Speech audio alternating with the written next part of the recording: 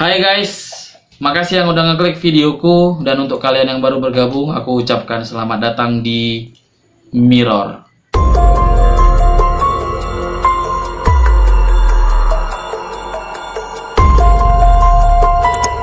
Memiliki rumah yang mewah dan megah memang impian setiap orang. Tapi apa jadinya kalau rumah mewah dan megah yang mereka tempatin ternyata memiliki kisah horor dari pemilik sebelumnya? Berikut adalah beberapa rumah mewah yang terkenal dengan keangkerannya yang berada di Indonesia.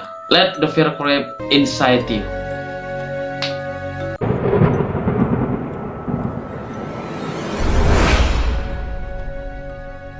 Sesuai dengan namanya, rumah kapal Lampung ini bentuknya memang seperti kapal. Bangunan yang dibangun sejak zaman Belanda ini, kondisinya sekarang memang sudah tidak karuan. Rumput liar yang sudah mulai meninggi, hawa lembab, dan juga sudah mulai dikosongi sejak lama. Itu menjadi nilai tambah kesan horor di bangunan ini bagi siapa saja yang melewatinya.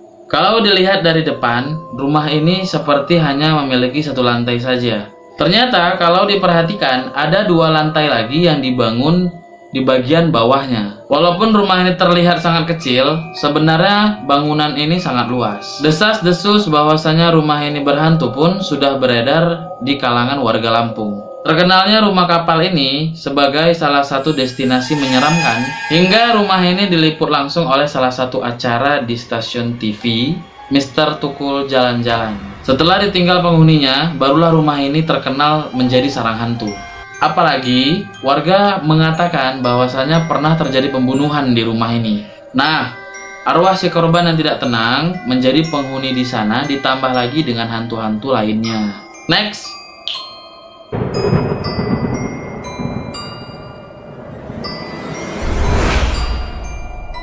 Kalian pasti pernah baca di Kaskus cerita mengenai keluarga tak kasat mata. Nah, kali ini aku akan membahas rumah dari keluarga tak kasat mata itu. Cerita yang katanya asli dan bukan rekayasa ini berhasil membuat seluruh pembacanya menjadi takut. Karena apa? Orang-orang di sekitar dari rumah itu sering sekali melihat makhluk halus yang tidak hanya satu, tapi banyak sekali.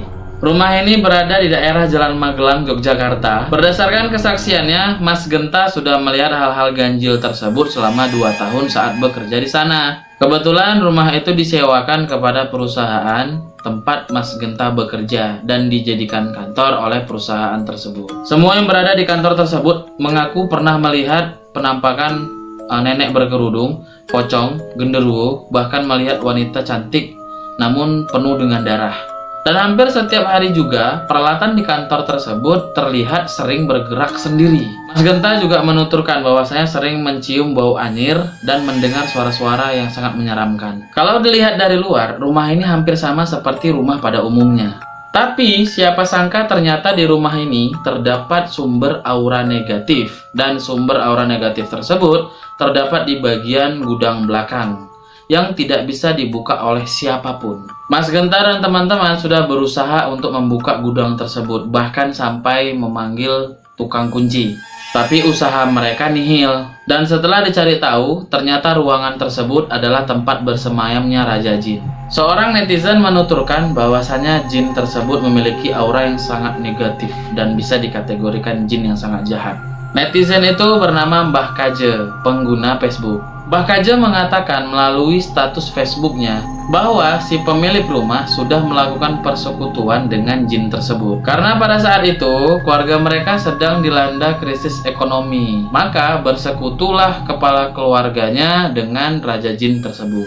Dari persekutuan itu dapatlah harta yang sangat banyak yang membuat keluarga mereka menjadi kaya secara instan. Desas-desus yang merebak, dengan harta kekayaan itulah rumah keluarga tak kasat mata tersebut dibangun. Di dalam rumah, si kepala keluarga itu memiliki satu ruangan yang dimana digunakan untuk menemui si Raja Jin tersebut. Di mana itu? Itu dia, di ruangan gudang yang tadi tidak bisa dibuka oleh siapapun. Jin yang sudah hidup selama 3000 tahun dan memiliki 3 tanduk itu sangat ganas. Kenapa ganas? Karena setelah persekutuan itu dilakukan, satu persatu keluarga tersebut meninggal dunia. Saat melakukan penelusuran ke rumah itu, Mbah Kaje melarang siapapun untuk datang ke rumah tersebut karena aura negatifnya yang sangat kuat. Jin-jin di rumah itu sangat banyak dan bau anyir yang sering tercium oleh Mas Genta ternyata adalah gambaran dari jin-jin yang haus darah. Sedangkan penampakan nenek-nenek, pocong, dan juga genderuwo adalah jelmaan dari jin yang berbentuk tinggi besar, bersisik, dan juga berekor. Hasil dari penelusuran Mbah Kaje menjelaskan tentang seluruh hantu yang berada di sana. Si nenek yang berkerudung adalah seorang pengasuh anak di keluarga tersebut yang akrab disapa Mbok Rah. Lalu sama si jin ini, wajah si nenek tersebut dikloning. Lalu di dekat sumur rumah bersemayam ular sebesar paha manusia yang berwajah mirip dengan anjing. Si nenek bersusur adalah Mbah Juminah, si tukang masak di keluarga tersebut.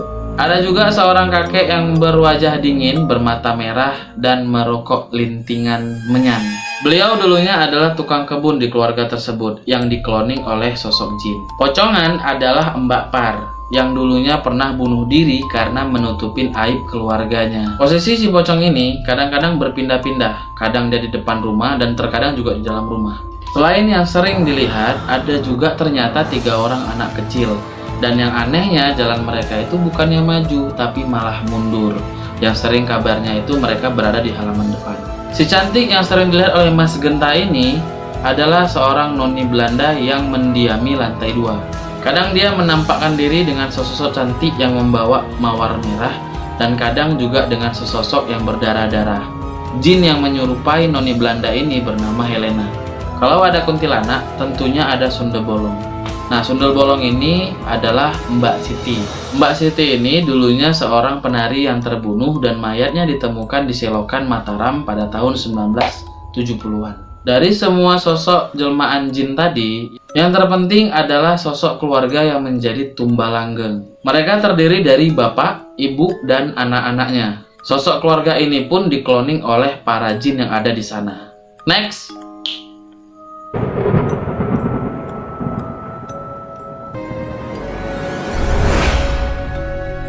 Ini nih yang aku lihat di berita.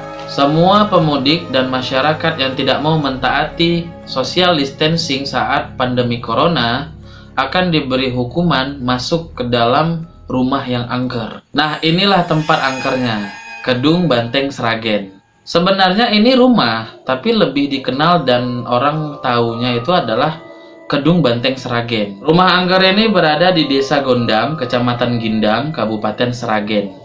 Rumah ini juga sudah ada sejak tahun 1831. Dulunya, rumah ini adalah rumah para pekerja pabrik gula Kedung Banteng. Dan kedung ini sekarang difungsikan sebagai tempat penyimpanan barang para karang taruna setempat.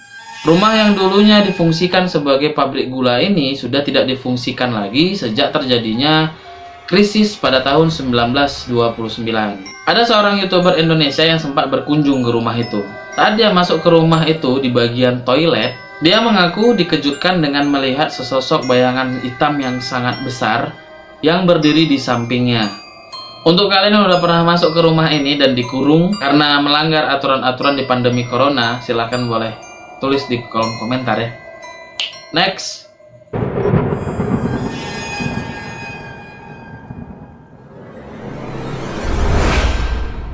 Rumah hantu Darmo yang sudah dikenal dengan sebutan RHD menjadi salah satu urban legend yang sudah tak asing lagi di wilayah Surabaya. Rumah ini menyimpan segudang cerita mistis yang menyeramkan dan sudah tidak terawat lagi, sehingga masyarakat banyak yang merinding setiap kali melewati rumah ini. Cerita bermula saat pemilik rumah ini melakukan perjanjian kepada makhluk halus untuk memberikan tumbal. Alhasil, rumah megah ini pun dapat dibangun. Saat suatu hari ingin terlepas dari pemberian tumbal dan pesugihan, keluarga ini memutuskan untuk pergi dan lari menggunakan kapal laut pribadi. Tapi naasnya, kapal laut mereka malah tenggelam dan menewaskan mereka semua. Dan kabarnya, bangkai kapal tersebut belum ditemukan sampai saat ini. Ternyata, saat mereka ingin melakukan pelarian, mereka tidak membawa semua anggota keluarganya. Seorang pembantu dan babysitter yang diketahui berusia 25 tahun ditinggalkan oleh majikannya di rumah. Sayangnya, mereka tewas karena dirampok oleh penjahat. Setelah kejadian itu, rumah ini pun menjadi tidak berpenghuni dan terbakar pada tahun 1997, yang sampai sekarang juga belum diketahui penyebab terbakarnya itu kenapa. Karena kejadian-kejadian itulah banyak warga yang mengaku diganggu oleh makhluk-makhluk halus yang ada di sana. Salah satunya adalah cerita dari seorang anak SMP yang bekerja sebagai loper koran. Kejadian ini terjadi saat anak tersebut ingin mengantarkan koran ke perumahan elit tersebut.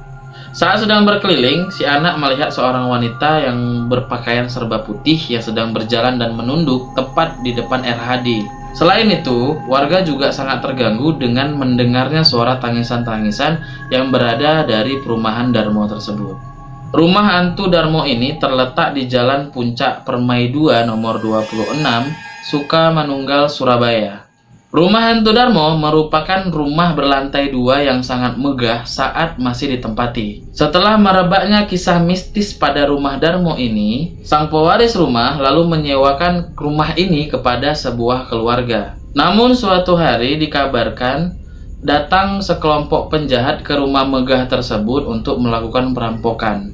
Bukan cuma merampok, mereka juga membunuh anggota keluarga hingga meninggal di tempat. Selain itu, dipercaya juga bahwasanya pesugihan dari keluarga sebelumnya masih meminta tumbal dan mendiami rumah hantu Darmo tersebut. Hingga saat ini, tidak ada satupun orang yang mau membeli dan tinggal di rumah hantu Darmo tersebut, termasuk si ahli warisnya.